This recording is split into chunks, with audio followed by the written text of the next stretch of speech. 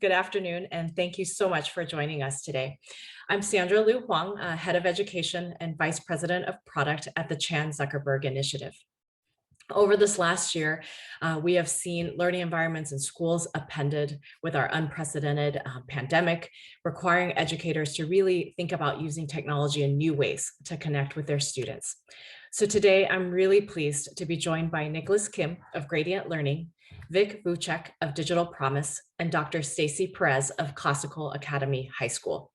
Each one brings a different and important perspective to our discussion today on the importance of utilizing tools that are backed by research to really think about how educators can navigate the selection of those tools for their classrooms.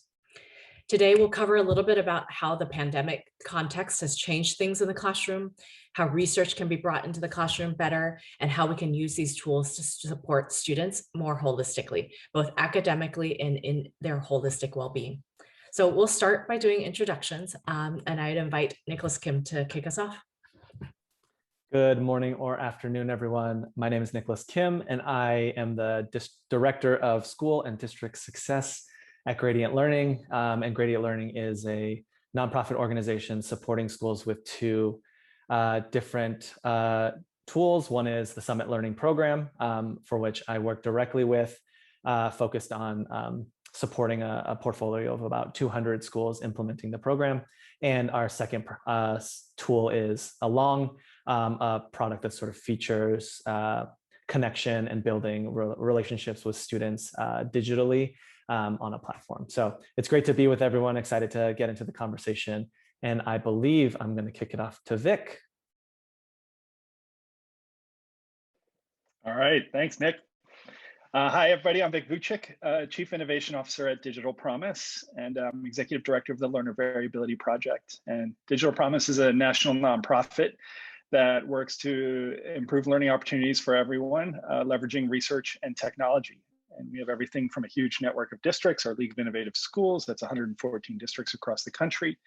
We do kind of applied R&D with, deep learning sciences researchers, and then we develop tools and resources that people can use to help support whole child learning, whole person learning, even adult learning, leveraging technology. And I'll say I head up the Learner Variability Project, which is a large synthesis of learning sciences research to really map how learners vary and how to design for that diversity.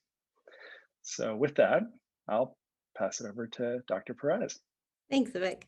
I'm Dr. Stacy Perez. I'm the principal at Classical Academy High School, which is in North San Diego County in Escondido. We have two sites, and I'm lucky to be on the personalized learning campus. We've been a Summit Learning school. We've used Summit Learning for the past almost 3.5 years. And I'm also was a pilot for the Along app. So I'm excited to talk about both of those today.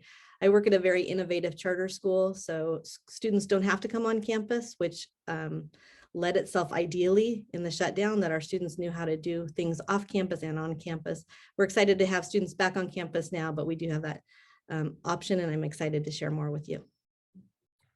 Wonderful. Thank you all. Thank you so much for taking time to join us on this panel today. I'm excited for our conversation. So let's kick off just with the pandemic context. So if we think back to January 2020, which feels like forever ago, I'm wondering if you can reflect a little bit on how the role of technology has evolved in supporting students. What's been surprising or exciting to you as we look back a little bit on what's transpired over these last many months. Vic, can we start with you?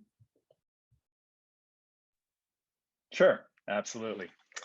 I think it's really important to us to reflect on the whole path from last spring to now. And last spring we were thrown into distance learning across the country, and really kids were had to stay home and learn from home. Teachers had to scramble and pull things together, in districts and schools as well. And often, a lot of kids struggled, I will say, and it was hard, and teachers struggled as well, and understandably. And I sometimes say now everyone has empathy for, in a way, what it feels like to have a learning difference, because we're all learning in environments that weren't actually designed for us from the start, and it was really challenging. But I think there's some things that really jumped out, and it's exciting that they're being highlighted. First is the notion of the whole child, and how critical and foundational it is to really support that. When kids are isolated and struggling, that actually connection with people is really one of the first key steps. I'll just give a quick anecdote to highlight this, which is my son, who went to a great school.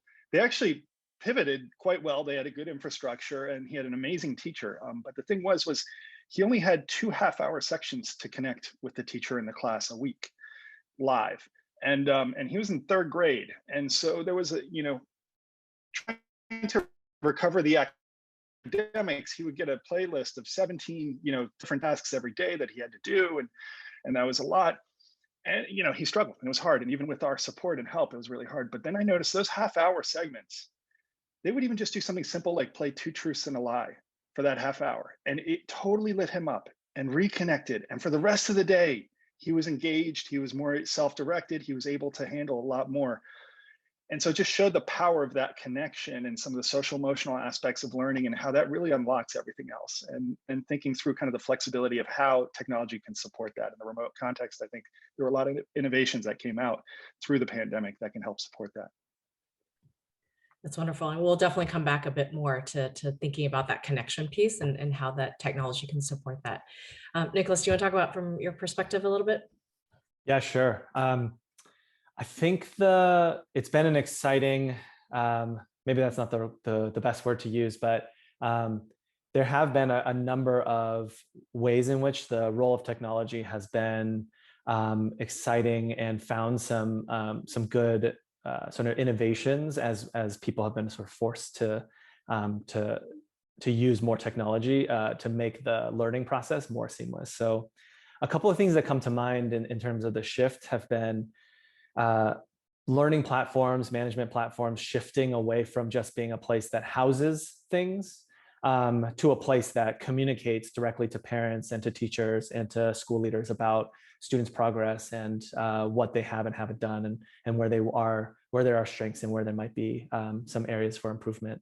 I'm thinking a lot about schools that we work with that have sort of said, because of the infrastructure that Vic was sort of talking about, because of that infrastructure, going in and out of a remote setting to a hybrid setting to a fully in-person setting, the technology actually enabled them to do that much more seamlessly and pivot when things would come up, because they knew that not only was this a place that housed information, but also could help me think about what supports I could provide or give me the details and the information I need to make decisions. And so I think it's the technology there has really helped to shape what people can actually do with the information that's sort of in front of them.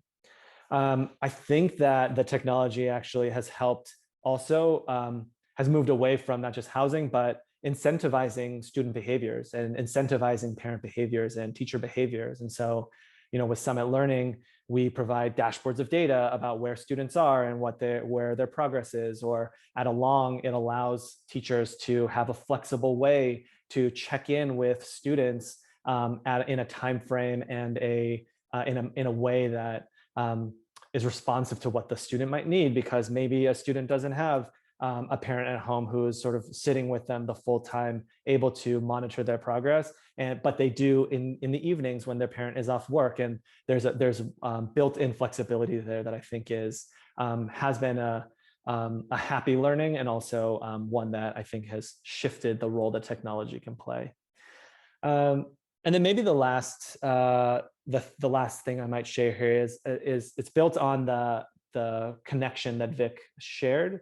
And maybe not necessarily a technology, but it's classic for me to hear a question and not answer that question directly. But I think that this is a really happy sort of realization I think people have come to, is the role and the power of parent engagement or family engagement in student learning directly. And Vic talked a little bit about this in the form of sort of that human connection. And I think parents now more than ever have insight into the student learning experiences, what's going on in schools.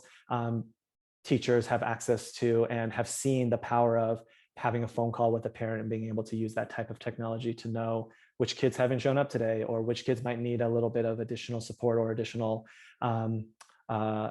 affirmation about the things that they are doing. And so I think that has been a really happy shift is at the very least seeing the role that it could play, that I'm hoping can be a bridge towards sustained change. That's wonderful. And I think one theme across what you both have shared is around there's technology, but this last year has really shown the importance of the human side of that. And I think it's exciting to go a little bit more deeper on how the technology has facilitated shifts or even improvements in how the humans around learning can connect and really come around students. So before I'm going to turn to Dr. Perez in just a second, but I just want to remind everyone who's joining in today that you can submit questions all along the way through the Q&A button that's at the bottom of the Zoom window. We'll pick up those questions and answer them in the bottom half of the panel. So feel free to please intersperse your questions as they come up for you. So with that, Dr. Perez, can you talk a little bit about the work that you guys have been doing, what you've been leading through your school to think about EdTech, in the themes that I think both Vic and Nicholas talked about around supporting students and what's transferred in, I'm sure, in different contexts of like fully remote, you've got kids in the building now, and maybe even some hybrid in between, but in those different modes, like what's worked as you've looked at EdTech for your students, and what have you guys learned over this time? Yeah, thank you. So our program actually goes back 8 years. When we started as an online program, we were a learning center for a traditional brick and mortar high school. And so we vetted numerous tools, going to conferences, seeing what was out there, what could we use. We started small, we got bigger, we had too much, we had to cut back. So when we actually came to open our personalized learning center, it was because the students wanted to come on campus. So even though they didn't have to come, 80% of our students showed up every single day. And we have students coming from 33 different cities because we're a charter. So we continue just to use the best tools that we have available while trying not to use too much. So too many different sites. We don't have a single sign-on, but we have effective tools, and they usually rise to the top and they really engage students. So our approach to education helps us find tools that provide more of an experience than a dedicated outcome. For example, our middle school came on with Summit Learning before we did. And once I saw that 7-8 program, I was like, oh, we have to have a high school. And so I was all in, jumped in 9 through 12, got the teachers on board and said, this is what we're doing. And we swam with it quickly. And parents got on board, students got on board. And that outcome became really positive. The tools that have really risen to the top for us, we use Schoology as a communication tool. And now Summit has more communication tools embedded in it, but we have people trained to reach out to your teacher. Summit Learning is definitely our learning platform, our delivery, and our overall approach to education. So this past summer, working with Summit, they had used Nearpod and Zoom. So those were great tools for us to use during distance learning. And as we come back in the classroom, we have some great things that are already created that our teachers have created that we can continue to use. And then came along and I decided to go ahead and pilot that program and become a mentor myself. So we had 480 students at home, and how do we reach them? It took everybody. It took our office staff becoming moderators. It took me becoming a mentor, making a video. I set my calendar every Friday at 8 a.m. that I'm going to send a weekly video, and the students look forward to that. If it's not daily interaction in their classes or synchronous or asynchronous learning, that they had something to look forward to, knowing they were going to get any type of communication. So I've continued to use that all year. It's been really effective, and we're getting down to the last 2 weeks of school now, and I'm like, oh, what are we going to do over the summer? Can I still send messages? So those are most of our tools. How do we select them for the classroom? They usually come pretty organically. If a teacher finds something that works, they're allowed to use it. But we do have it dialed down to about 4 different sites now that we use that we found really effective. Great, thank you, Dr. Perez. So let's talk a little bit about the research grounding.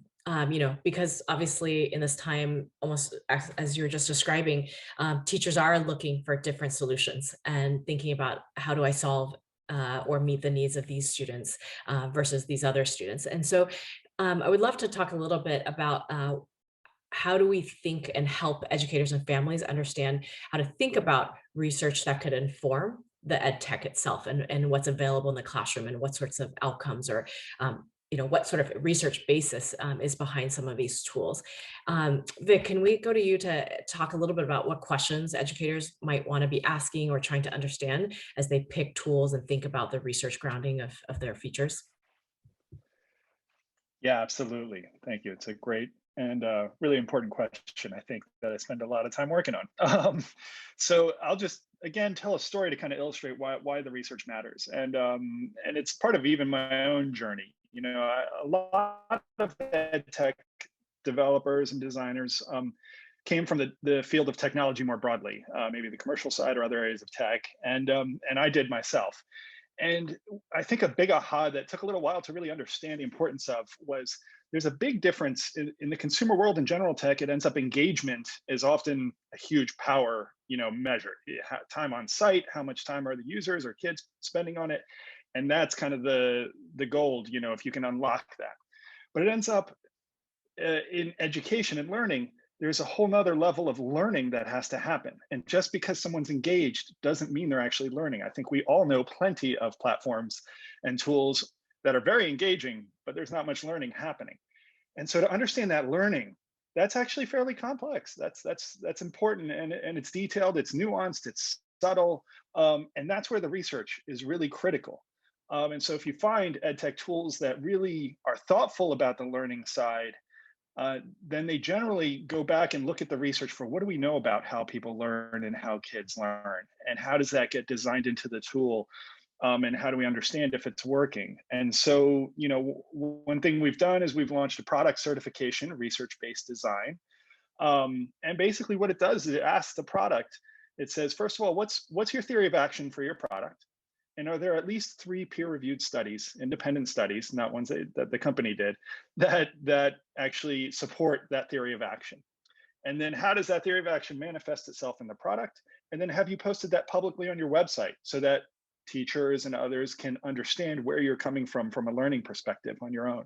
And then if the product goes through that, then they can get a certification that they have a research basis behind their product.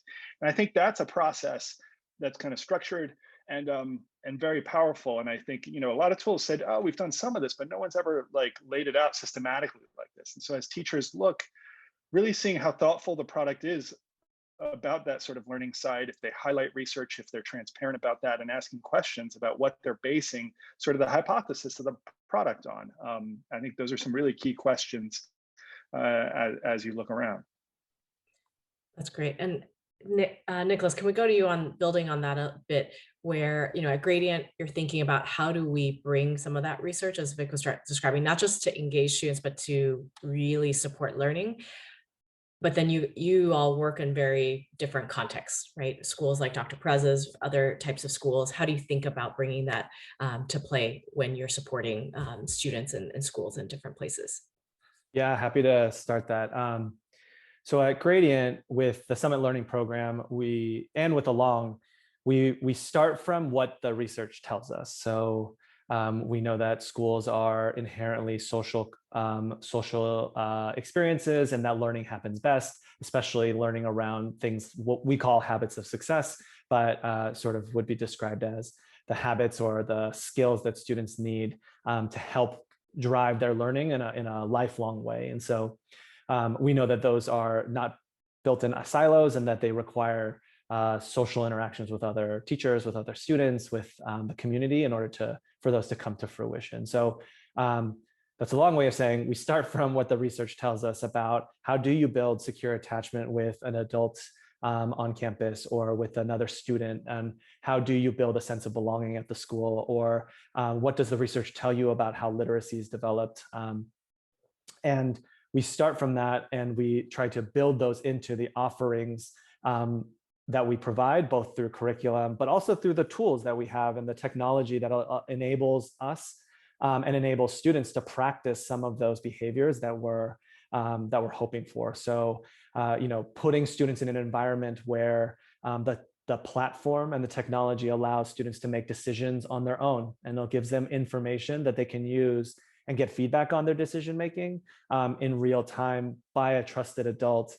Those are the types of ways in which we're thinking about how do we get the technology to allow for the research to come to life. I often think of our program as a way to hopefully make students and teachers' lives easier by giving them the tools that they need to be able to make these decisions, which are really, really challenging. And so, the research around making sure that students feel connected but also having lived through this experience this year where students have, attendance has been a big thing on educators' minds, and students who are or aren't showing up to the Zoom, or whether or not we even have a Zoom that allows students to come and have that engagement that Vic described with his own child. I think having a tool like Along has allowed us to use the research around connection, around building those face-to-face relationships, but doing it in a flexible way that allows teachers and students to have access to it when they need to. And so I think the research comes to bear sort of through the ways in which we have set up our curriculum, our professional development offerings, but also in the ways that our tools are sort of are structured and created. I'd say internally, we have the luxury of working with something like 400 schools across the country. And so we've seen a lot of iterations of remote, hybrid, asynchronous, in-person, then going back to remote, then going back to in-person. So we've seen a lot of these iterations. And one of the things that's allowed us to do is internally be able to say, based on this mode, who is doing it well? What have we learned about this sort of way of doing it? And so it's the type of internal research that we do to make sure that our supports are being responsive to what's out in the field, but also flagging things that can be escalated so that we can improve our tools, or we can improve the flexibility we offer, or we can share best practices more broadly. And so that's some of the ways that we think about how do we get information from on the ground, sort of a loose definition of research, and turn that into tactical, tangible changes or shifts we might make in the way that we support or in the way that people might implement. Yeah, that's great. And I mean, I think it's important for us to recognize, like, there's what research has shown through a lab in an academic setting. And then it's like that translation, that work that you guys are doing at Gradient to figure out how to make this really doable and help teachers really in what they're trying to do. So maybe Dr. Perez, because, as someone who, I think you mentioned earlier, sort of you've navigated probably many tools, and there's probably hundreds, if not thousands of options out there. You've whittled down to a few to kind of try to make that manageable, but it sounds like you're also very flexible with your educators if they want to try things. So how have you guided your educators in thinking about, okay, well, there's the research base, but is it meeting your needs in the classroom? And what have you seen, and even in your own experience, instructing students and working on these tools directly? Yeah, well, I'd love to piggyback on what Vic and Nick said. It's in the research, and then it's in the data. And as a Summit Learning School, we have so much data and so much accountability that whether we're in person or in distance, there's so many tools that I have built into one platform. And same thing with Along. That's been, as that was building, I could go in and I can see how many responses I had. As a site principal, I'm looking at which teachers are engaged as well as which students are engaged.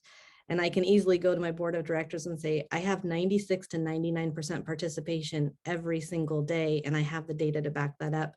That's really important in any tool that you're going to use. So if I have a communication tool, I need to be able to see how that communication is happening, and can I find those logs? Can I find the data to back up the research that's there?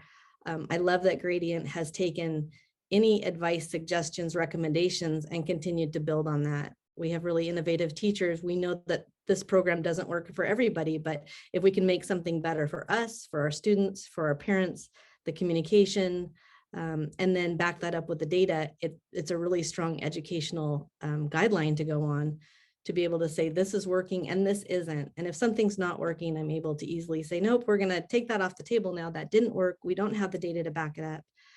Or this is working and it's very powerful. Our students have common vocabulary because it's all in one place. They're speaking the same language as the teachers because we have commonality in a platform and in something that's being used through technology. So that's really helped guide us, guide our classroom instruction, guide our virtual instruction, and working with parents in teaching them what we need them to know to support their students at home and as they return to the classroom. Wonderful. So I think that's a great segue to talk a bit more about how to think about students holistically. I think all of you have mentioned a bit around there are different needs that students have both academically, but in this pandemic context with a lot of disruption, not only in their school and learning environment, but certainly on the home front. There's just a lot going on for everyone, adults, but certainly on our students. So I want to segue us to talk a little bit about how do we meet those different needs, be they academic, be they around the child's well-being, how the little connections really, I think draw on a research base to think about what relationships can offer to prepare a student for greater learning. So I'm wondering if we can talk more, and Dr. Perez, we'll keep going with you a little bit on that holisticness, how you've thought about that, both in the academic side and how that connects with SEL and other things around the child. Yeah, as I had mentioned, when we started we'll call it the online program, which we actually changed the name March 1st and then had our lockdown March 13th. So it was it was just impeccable timing because people came knocking on our door saying, how are you doing this? But we have to have that connection, and that connection, like I said, if it's with a school counselor, if it's with somebody in the front office, we have lots of people, and what are those people doing? We also found out that we needed to reach out to parents more than we were when the students were coming on campus, and we want to continue that partnership. And I think parents have found value in that as well. We're talking holistic, we're talking the whole child. Our mentoring piece, which along comes with, has really helped, is that students need some type of adult connection. And a lot of times they'll make that in a classroom with, who's your favorite teacher? And we can all think back to who that favorite teacher is. How do we do that moving forward? From everything that they've been through, everything we've been through, we made those connections. And I know there was many days that I was mentoring with a student online on Zoom, and I was in tears going, I'm just so tired of this. And it was a real connection that they had when they felt the same way. They could tell me they were tired or happy or what was going on at home. We bring that in the classroom, and we bring that in our instruction. When we do real life projects, same thing. How do you bring your own authentic voice into that? Our teachers have an authentic voice through their mentoring and through those weekly check-ins with students, and students look forward to that. So I think moving forward with that, we've been able to support our students. We have used things a little bit differently, but there's a lot of things we've kept in place, and we look forward to keeping in place moving forward, and hopefully kind of change that horizon of education to say, things were a little bit broken, and how can we make them better? Like I said, we've got the research, we've got the data, and now we've got the connections. Awesome. Nicholas, can you build on that in terms of what you've seen across different schools as well, in that desire to think about how do we put teachers at the core of the classroom? How do we or really be more student-led, but also have that connection between teachers and students really ground that learning environment, and especially as that disruption of in-classroom, remote, hybrid is happening? Yeah. Well, Dr. Perez, much more eloquent than I would ever be about it, but I would say there have been a couple of places that we found that the technology has really helped build and leverage the personal relationship that a teacher can build with students, and a couple of things that we've learned across our partners. So one of the ways the technology has been really helpful is, especially with something like Summit Learning, teachers now have access to more information about every one of their students than they have in the past. And knowing about your kids, knowing where their strengths are, knowing where you can be strategic and proactively intervene or support, is one of a really great ways to get to know your kids and to build a really strong relationships, and to have students feel seen and known because their teacher knows that they did a great job on this skill that they were really struggling with before, and was able to give that feedback directly to the student or directly on their work. And just that level of knowledge and understanding of their students' performance, I think, has really helped equip teachers with the right information to be able to follow up and share those positive things, as well as the areas that they can continue to grow in with the student, with the family, with whomever. And so I think the knowledge there about kids has really helped. The technology has really helped make that a lot easier and have the data be much more at the fingertips of teachers, which hopefully makes their lives easier. That's the end goal. As a former teacher, I'm always thinking about how to make their lives a little bit easier. I think the second is technology allowing for more flexibility. I know I talked about this earlier, but one thing we've heard a lot from schools that we partner with and work with is, students, a subset of students haven't shown up to the Zoom, or it's been really hard to get a hold of these kids, and that, it's harder to then build a relationship there.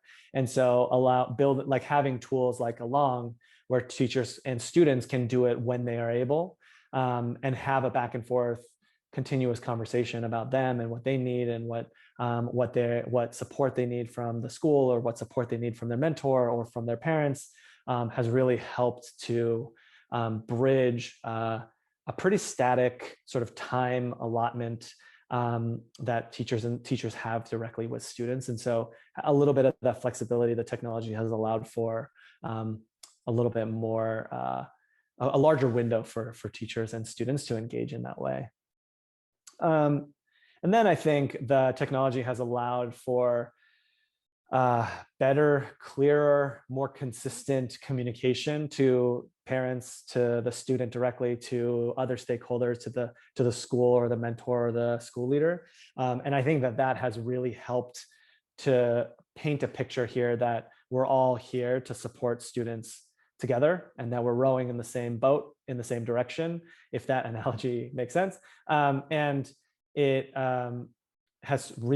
been mutually reinforcing and beneficial for students to see that, oh, my parent cares about me, or my guardian, or my my older brother cares about the work that I'm doing, and they have access to the information the same way that my school mentor has, and that my principal has. And we've heard from a lot of people that the technology has really allowed them to have, people like principals have these in-depth conversations with students, where it certainly wasn't the case at my high school.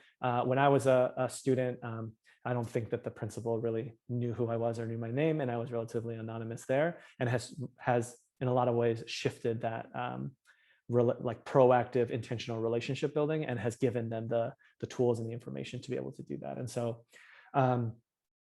the technology has been really, really powerful to help drive those student relationships with each other, and also with the adults in the building, for the progress of student learning. Great, thank you. And Vic, you mentioned your work on learner variability. And I think both in what we've talked about a little bit here, it's like using technology to more deeply understand where a student is, using technology to sort of surface to the adults in the building more of that understanding, and just have the transparency of what's happening. And so can you talk a little bit more about the different tools, how educators can discern whether tools are able to support that variability, and how they take advantage of those tools to really meet student needs better? Yeah, absolutely. And I can even blend this with the first question, which asks specifically around accessibility. But so the Learner Variability Project, I think, is our Learner Variability Navigator. It's at lp.digitalpromise.org. It's actually this 4-column framework that's kind of a whole child lens that includes academic, and then cognitive, and social emotional, and diverse backgrounds. And it kind of maps and shows the connections of these things. And I think what's really powerful, I've heard from teachers a lot, is that it really shows definitively how interconnected these things are. And for each of them, you can drill down to the 15 studies peer reviewed behind every single claim there. And it helps bring this lens that, integrating supports for SEL and diverse backgrounds and cognition is critical, even if we just want to focus on the academic outcomes. And as we've all been talking about, I think we saw that in COVID, where kids that were perfectly capable academically, but then put into a situation where they were isolated or under stress or feeling disconnected or not supported, then began struggling academically. And the thing is, this is where technology can really help, because I always say, yes, supporting all this variability for all the learners in your classroom for a single teacher would be almost impossible. But if you can leverage technology, it can actually help you do it and give you insights into individual kids when they need it and not, and it can give you recommendations and supports for how to step into certain areas that need attention, and in so many ways. And I think a key thing that Dr. Perez highlighted earlier was actually around, but doing it with kind of coherence and thoughtfulness. It's not about the more the merrier. We don't need 150 apps for each kid, right? And to go crazy. And so being thoughtful, and I always say kind of thinking about kind of, do we have supports for executive function? Do you have supports for SEL? And do you have supports for the diverse backgrounds that they're all coming into the classroom with? And you know, if you can do that, then you can take a pretty holistic approach there. And so as I mentioned before, the product certifications, we have our research-based design. We more recently launched a learner variability product certification. And this was where products provide evidence. Have they supported at least 6 key areas of learner variability and provided evidence of how they've done that and published it publicly again on their website so that teachers and people choosing tools can understand.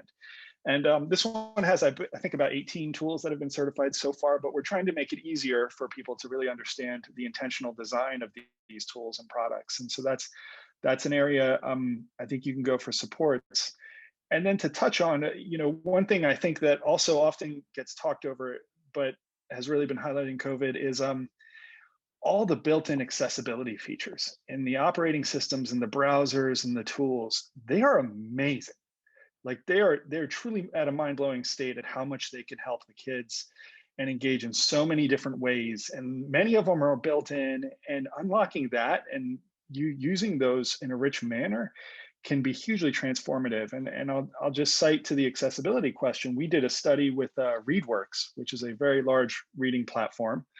And they put in 5 key supports for learner variability. And so it was text-to-speech, guided reading strips, split screen, and I think a few others. And we did a study with 1,800 kids in a school district in Alabama, very low income school district with great diversity. And we found that 90% of kids actually used these features. So it wasn't just the kids on IEPs or English language learners. It was 90% of kids. And it was direct correlation with kids when they activated the features, they tried harder reading passages. So there was a greater lexile gap, if you know reading, between their attempts of reading, which means they were trying harder. And then they attempted more assessment questions. So they were seeking, you know, more feedback and to really go through this. And that to me is learning engagement. And so we saw when you bring these in, it really unlocks the potential of far more kids than often we think, oh, we're just doing this to support certain specific kids, but it's really broad-based. And it ties into kind of universal design for learning UDL principles in a broad way. Wonderful, Vic. Thank you for that. Just want to note that I think we covered one of the questions that was submitted around that accessibility. Vic, thank you for sharing that.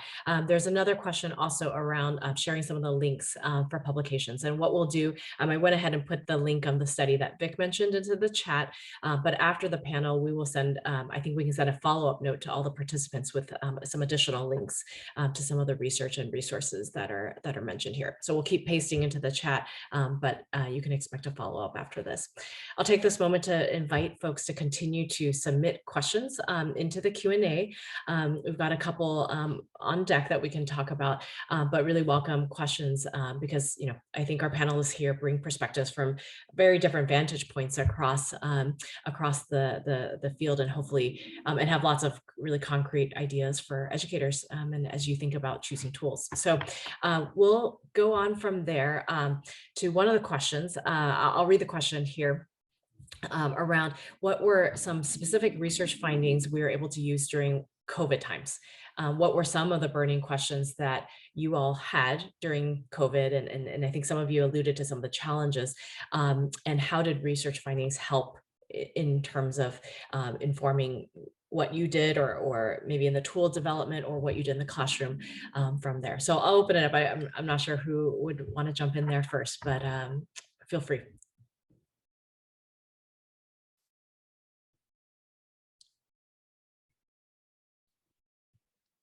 I guess I can jump in. I think, you know, I mean, this was a great experiment on connection and how important that is.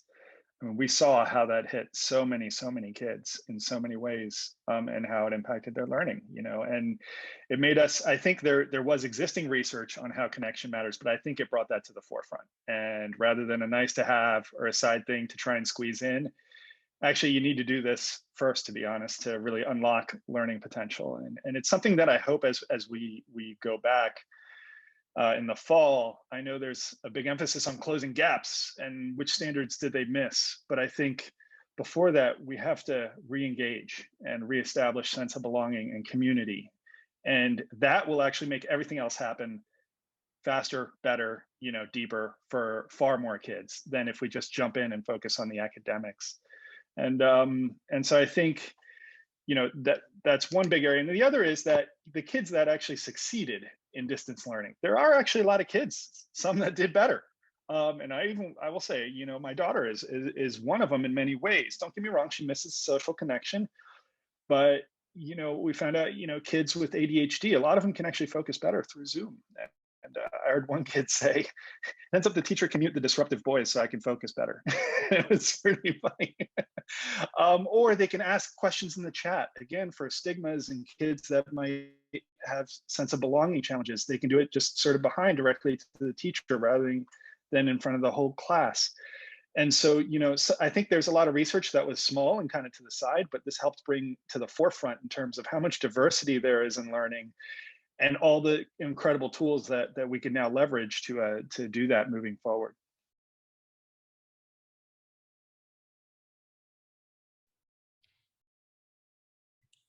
Either of you guys, maybe Nicholas, want to jump in a little bit on along? I know you guys have both referenced Dr. Perez, as you've been using it, some of the research around relationships, kind of building on the engaging and connecting with the students. First, I wonder if you talk a bit more about that. Sure, I can start, and I think Dr. Perez has a firsthand account of it, which I think is the most important perspective here. But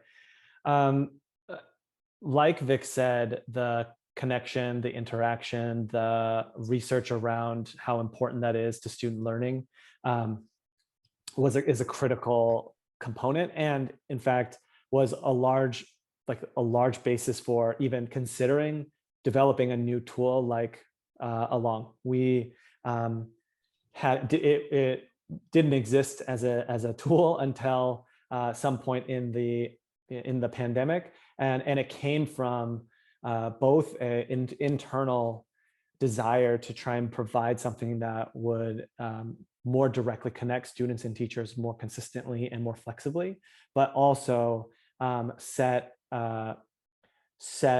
students and teachers and schools up to maintain connections, which was the thing we kept hearing from the field, like the thing that that was most on people's minds. Like, how am I going to connect with this kid tomorrow? How am I going to make sure that the kids show up? How am I going to make sure that learning aside, how do I make sure the kids are taken care of, that there's an adult in their life that is in the household or outside of the household that is making sure that the kid is taken care of. And we heard this a lot from a lot of our partners. And so that's actually where the Along tool came from, is trying to fill a need that we saw that could potentially be a bridge towards the type of support that we could offer to schools more generally. And so we took the opportunity to try and figure out, how do we be flexible enough to sort of be responsive to what the need is, and also have the core sort of research-backed components of what it means to build secure attachment with another adult or a sense of belonging at the school, and embed that in the tool. And so that is certainly the way that we sort of approached it from the Along perspective, is making sure that it filled the need and also was supported by the research that made sure that it came to fruition. But Dr. Perez would certainly have the most accurate perspective on how it might have helped maintain those relationships, or how the tool has helped her be more flexible in the way that she does the support. Yeah, Sandra, how are we doing on time? We okay? Okay, yeah, jump in there. Just moving forward from that research base, and I'll now come as an educator and as a mentor, that when I can open up a platform and I get to explore different collections, I get to send a question to my students. A lot of them are in question banks, so I don't have to think of it, but sometimes I do think of it, or I'll ask my mentees, hey, what's my question for next week, where we're all getting to know each other better. And then activities are embedded with that. So if I want to set a goal with a growth mindset, that's an activity that's already there for me. It's research-based. I can help my students setting their goals, and I don't have to know everything. I'm the voice behind it. I'm the communicator. I'm the mentor. I get to love on them, and that's the best part. But having stuff that's already there and it's research based allows me to take the next step of building that community. And that community with a site principal, people like, I never knew my principal, and I think Vic mentioned that, or Nick mentioned that. I want everyone to know their mentors, and I want everyone to know each other, and we have that sense of community whether we're on campus or not. So Along's been a great tool for that. Okay, great. As we head towards the wind down here, I wondered if, I guess, two things each of you can think about, which is, we've covered a lot of ground here, but if you had to distill the 2 or 3 things educators should just keep in mind, just like distill what's top of mind, what should be top of mind as they pick tools. It would be great to get a summary from each of you. And then if you could also share just one thing you're hopeful for, given we've had tons of challenges over this last year, but I hear a lot of hope and opportunity that this moment has really brought to our sector and to students. And so wonder if you could just leave us with sort of that parting thought on quick takeaways around picking good tools and what you're hopeful for as we go into another school year soon. Let's start with Nicholas. I'll start with what I'm hopeful for. If I can get very greedy about the things that I'm hopeful for, I would say 2 things. One is I'm hopeful that this moment in time has been a catalyst for people to reconsider what education should mean and what are the outcomes that we're driving for, and trying to be broader in the set of outcomes that people are looking towards, like school fulfilling. And I'm thinking about that specifically around making sure that the whole, like, I think now more than ever, parents are realizing that their kids have different needs, and depending on who their kid is, it can be academic or otherwise. And school being a place that we consider helping to fill some of the needs that we're seeing. So that is one of the hopes there, is it's a catalyst to continue this conversation of making our system better. The second hope that I have is, I mentioned this earlier, but I'm really a big believer in making sure that parents, caregivers play a critical role in student learning. And so this being a real opportunity to reinforce that engagement, and hopefully taking lessons learned from that and making it one of the ways in which we do school. So I'm hopeful for those things. If I were to give 1 or 2 pieces of advice about picking a tool, I think my piece of advice would be pick a tool that's aligned to the outcomes that you're driving towards. Different tools serve different purposes. And so if what you're trying to do is improve literacy versus improve student SEL development or habits development, those would apply to very different tools. And so I know that it's sort of an intuitive piece of feedback, but really considering what is the need that you are trying to solve for, and then what is the tool that best aligns to that, I think would be my off-the-cuff advice. Wonderful. I'm going to pause on. Thank you, Nicholas, for that wrap. There's a question that came in, and we have a minute, so I thought we would just take it. And this is to Dr. Perez, so we'll go to that, and then we'll see if anything else comes in, and then continue on our wrap-up question. But Dr. Perez, this question came in. You spoke about 4 or so technologies that you've settled down, but that you've also experienced many more tools. So the question is, what was that process of whittling down, and how much was teacher voice involved in that decision making? It was teacher voice, parent voice. It was everybody's voice. We have used systems that were effective at the time, but now they're out on the internet. We know about that digital footprint. We needed tools that were more thought-provoking for students, which is what we found in Summit Learning. We're not Googling answers, because everybody can ask Alexa, everybody can ask Google, but and they can look on their phones. What tools could we use that were effective to make a good communication, provide quality academics, support that with data, and have the communication with parents? Our parent partnership is key too, before and after the pandemic. So we look for consistent tools, We use what works. If it doesn't work, we're okay to let go of that.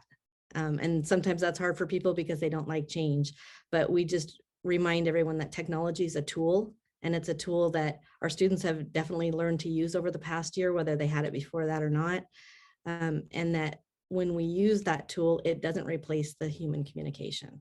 So we might bring a tool on, and if it's not communicating with students, I'm not just going to give you a textbook and walk away. I'm not going to give you a laptop and walk away. We actually need to provide that support with all of our diverse students, and that looks different in very different ways, but reminding that technology is a tool, and how we use that tool can be very effective in the classroom and outside of the classroom, but that those real connections matter. That's wonderful. Thank you. All right, let's go to Vic. Let me just double check for more questions. I think we're good there. Vic, help us wrap on your side. I'll go back and we'll have Dr. Perez with a closing word. What are your thoughts on the couple things educators should keep in mind, and what are you hopeful for? Yeah, I'll start with the hopeful again, because yeah, building off of what Dr. Perez said, actually, I'll just highlight one innovation that we've seen in a number of districts is that actually parent engagement has increased. And one of the ways technology supported that was Zoom. It ends up, they don't have to come to the classroom for the parent-teacher meeting, and they can schedule it during their half-hour break at work, or whatever. It gives far more flexibility, and so parents can engage more and more frequently. And I think that that's hugely critical. And again, that just highlights how the technology has supported that. So I think one hope is increased parent engagement, especially because they've seen in their home also how the kid is learning and what they do. And I think the second is just going back to that.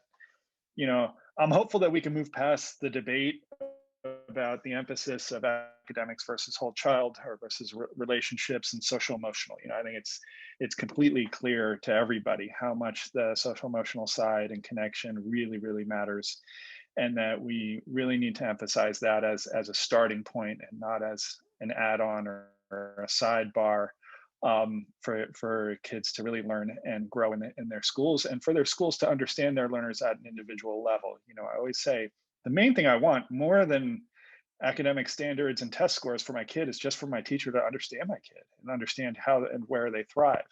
Like, that's the number one most important thing, and that's what I want to learn from them. So I think I'm hopeful that we'll be moving in that direction, and with support from technology tools like Along and others that have been developed in this to support that. And I think to touch on the one or two kind of quick takeaways is, building on again, it's also clear that many learners vary in how they learn, and there's tremendous diversity in that. And so there isn't one tool to fit them all, to say, or one way, and we move on from, every kid doesn't have to learn everything in the same classroom at the same time in the same place. And so when you look at tools, to be intentional and thoughtful about that diversity. And, basically I would recommend just pick a good whole child framework, whether it's CZI's framework, there's a learner variability navigator to help with that, and others. Make sure you have tools that sort of fill in supports across the key areas there. Often it's social, emotional, cognitive, identity, diverse backgrounds. Those are key areas. And then as much as you can tease out, if they're research backed and have supports for learner variability and accessibility, you can leverage our certifications as a starting point. We're just getting those off the ground. We have about 60 tools now already certified, but that'll grow over time. And be thoughtful and coherent about how you integrate them. So again, it's not just about more and lots of bits and pieces, but how does it come together? How does it work with your pedagogical approach? And then checking in with the kids to see which ones are working well with which kids, and understanding that. I think those are some really key areas. Great, thank you, Vic. Dr. Perez, we'll let you have the last word. If you might share sort of your top couple takeaways for educators and what you're hopeful for. Going back to the question about teacher voice, I definitely, there's so many different levels here. We're looking at Vic and then Nick, and then I'm on the ground, I'm on the site, but I'm not in the trenches, and remembering that our teachers are in the trenches and what we give them has to be effective. So vetting that, getting follow-up with them. I'm constantly meeting with my team through PLCs. Is this working? How are we aligned? Is this tech piece working? And what are we gathering from that? And like I said, on different layers of an onion here. When we get down to the core, it's, are we doing what's best for students? And that's really what we need to think about. Not, is it a great tool and it's flashy and I can show you the best and do it the fastest. Is this really effective for students? And are we reaching them through community, through conversations? The education is going to come with that, as long as we're having those meaningful conversations. So I'll leave you with that. Perfect. Well, thank you so much to all of our panelists, as well as all of our audience, for the questions. Really important conversation, especially in this moment. So thank you everyone for your time, and I wish you all a great afternoon. Thank you.